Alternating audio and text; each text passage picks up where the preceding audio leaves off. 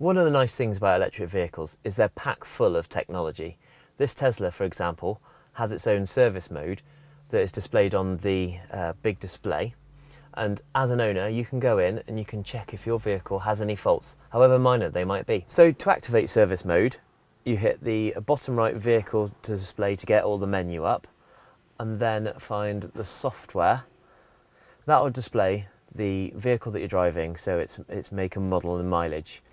You press and hold on the model type for a few seconds. When you let go, it asks for an access code. Now that access code, top secret, is the word service. So type in the word service, push OK. You'll get a warning because there are things that you can do in service mode that could cause problems to the vehicle if you're untrained and you're not sure what you're pushing. So as much as it has its positives, it has its negatives too. Enter, accept that you're doing that, and then you get a red border around the screen, and you can have a look at service alerts and then start looking at the inner workings of your Tesla.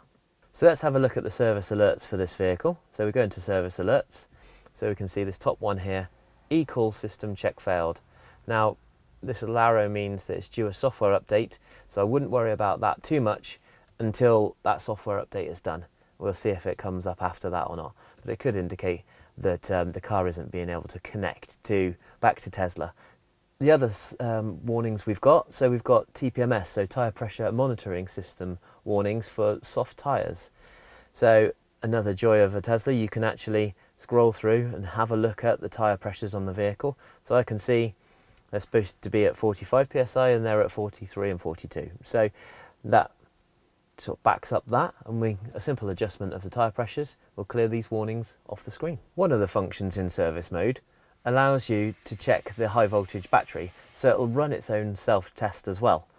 It can take up to 24 hours to do that test, and it will warn you in the system, but it's a really nice function, especially if you're buying a used Model 3 or Model Y, is just to have a look at this high voltage section of service mode to see if there's any fault codes relevant, or to run a state of health check, and just to check if that battery is okay.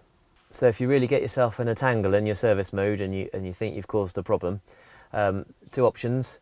You can do a full software reinstall from this screen as well, which might be a good place to start, or you speak to an expert. But my advice as the expert is don't touch anything you're unsure about in the first place. To exit service mode and get rid of the red border around the screen, you press and hold the button, and then you're back to the screen that you recognise.